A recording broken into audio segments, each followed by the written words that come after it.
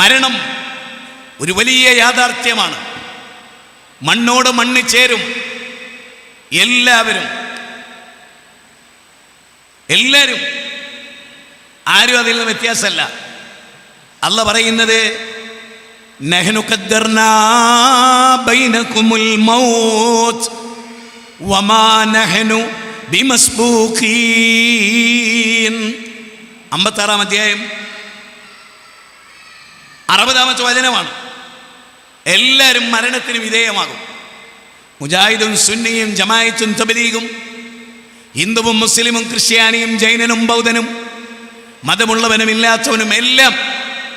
പിന്നെ ലോകം അവസാനിക്കുമ്പോൾ കുല്ലു മൻ അലൈഹാ ഫാൻ വയബ്ഖാ വജ്ഹു റബ്ബിക ദുൽ ജലാലി വൽ ഇക്റാം. 55-ാം അധ്യായം 26-27 വചനങ്ങൾ. ലോകമെല്ലാം തകരും, അള്ളാഹുവിൻ്റെ അസ്തിത്വം മാത്രം അവശേഷിക്കും. അങ്ങനെയുള്ള അവസ്ഥകൾ വരാനിരിക്കുന്നു. നാം എപ്പോഴാണ് മരിക്കുക നമുക്കറിയില്ല. നമ്മുടെ ലക്ഷ്യം ദഅവത്താണ്. കാരണം മനുഷ്യനെ, ജിന്നുവർഗത്തെ അല്ലാഹ് സൃഷ്ടിച്ചത് എന്തിനാ? വമാ ഖലഖതുൽ ജിന്ന വൽ ഇൻസ ഇല്ലാ ലിയഅ്ബുദൂൻ മാ ഉരീദു മിൻഹും മിർ റിസ്കിൻ. അല്ലാഹ് പറയാൻ ദാരിയാത്ത് അദ്ദാരിയാത്ത് 56-57 വചനം.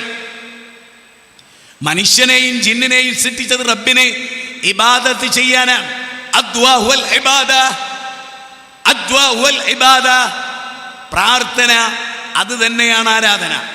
ക്ലാരിറ്റി വരുത്തിയാൽ റബ്ബിനോട് പ്രാർത്ഥിക്കുക എന്ന ഉത്തമമായ ഇബാദത്ത് ചെയ്യുന്നതിന് വേണ്ടിയാണ് മനുഷ്യവർഗത്തെയും ജിന്നുവർഗത്തെയും സൃഷ്ടിച്ചിട്ടുള്ളത് എന്നർത്ഥം.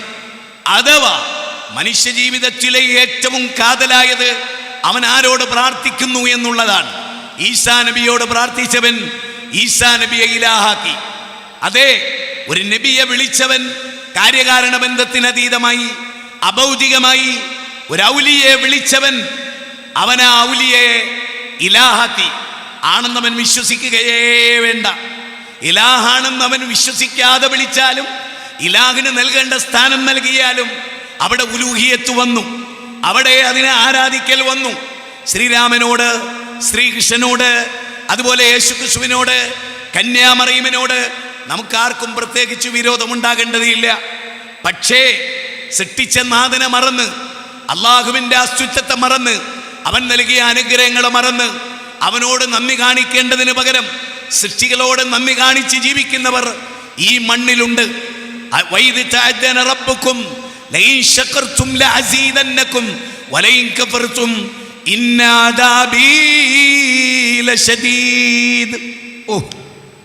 സൂറത്ത് ഇബ്രാഹിം 14-ാം അധ്യായം 7-ാമത്തെ വചനം. ഇവിടെ ഇരിക്കുന്ന നമ്മളൊക്കെ ഉണ്ടല്ലോ, എല്ലാ സക്കാഫിമാരെയും മറക്കുക, എല്ലാ ദാരിമിമാരെയും മറക്കുക. നമ്മുടെ ഖബറിൽ നമ്മൾ ഒറ്റക്കാകുന്ന ദിനത്തെ ഗൗരവമായി ഓർക്കുക. അതെന്താ ഇവിടെ പറയണേ? നിങ്ങൾക്ക് ഒരുപാട് നിയമത്ത് നൽകി, നന്ദി കാണിച്ചാൽ ഞാൻ അധികരിപ്പിച്ച് തരും, നന്ദികേട് കാണിച്ചാലോ ഇന്ന അദാബീ ലശദീദ്, കഠിനമായി ഞാൻ നിങ്ങളെ ശിക്ഷിക്കും. ഈ ബോധ്യം നമുക്ക് എപ്പോഴും ഉണ്ടാവണം. നമ്മുടെ കാര്യം ഇവിടെ ഒരു പരിപാടി നടന്നു, അതിന് ജനാധിപത്യപരമായി ഇന്ത്യൻ ഭരണഘടന ആർട്ടിക്കിൾ 25 ഇഷ്ടമുള്ള മതം സ്വീകരിച്ച് ആചരിച്ച് പ്രബോധനം ചെയ്ത് ജീവിക്കാനുള്ള അവകാശം ഓരോ പൗരനിലും നിക്ഷിപ്തമാണ്. ഇന്ത്യൻ കോൺസ്റ്റിറ്റ്യൂഷൻ, ഇന്ത്യൻ ഭരണഘടന, ദി പ്രിയാമ്പിൾ ഓഫ് കോൺസ്റ്റിറ്റ്യൂഷൻ അത് നൽകുന്നുണ്ട് ഫണ്ടമെന്റൽ റൈറ്റ്സ്. അതുകൊണ്ട് ഇവിടെ സമസ്തയും ഇവിടുത്തെ 2 സമസ്തയും ഒന്നിച്ച് മറുപടി പറയേണ്ടി വന്നത് എന്തുകൊണ്ടാണ്? ഒറ്റക്ക് മറുപടി പറയാൻ ത്രാണിയില്ലാത്തത് കൊണ്ട്, താക്കത്തില്ലാത്തത് കൊണ്ട്, ആ വിഷയത്തെ അഡ്രസ് ചെയ്യാൻ കഴിവില്ലാത്തത് കൊണ്ട്.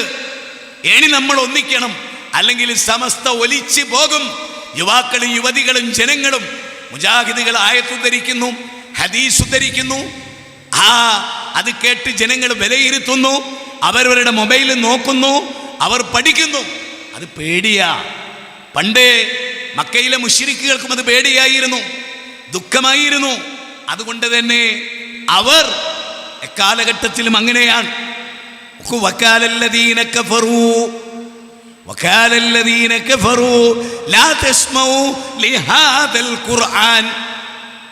സത്യനിഷേധികള് ഖുർആൻ ഓതുന്നത് കേൾക്കരുത്. സത്യനിഷേധികള് ശരിക്കും ചിന്തിക്കണം.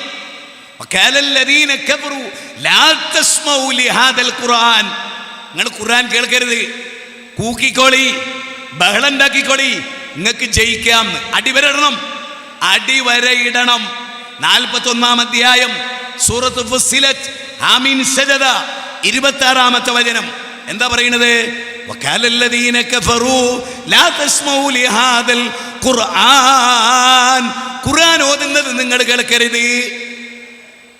അന്ന് മക്കാ മുശ്രിക്കുകൾ പറഞ്ഞതറിയോ? ഖുർആൻ ഓതിയാ തോറ്റുപോകും നമ്മൾ.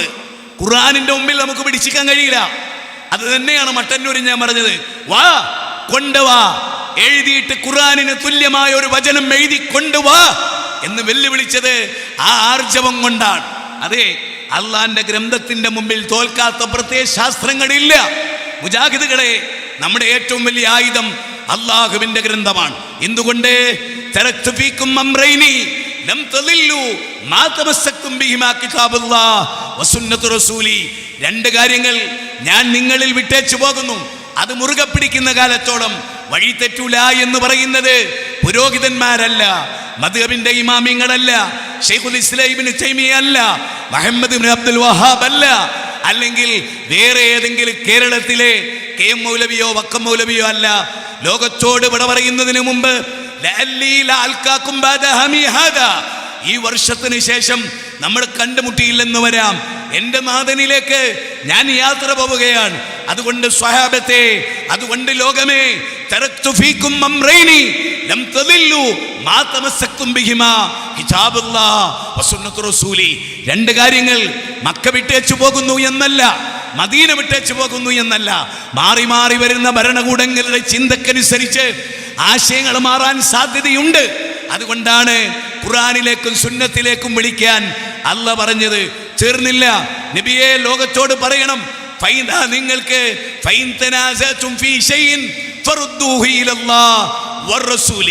നിങ്ങൾക്ക് മതപരമായ അഭിപ്രായ ഭിന്നത ഉണ്ടായാൽ അല്ലാഹുവിലേക്ക് മടക്കണം, റസൂലിലേക്ക് മടക്കണം.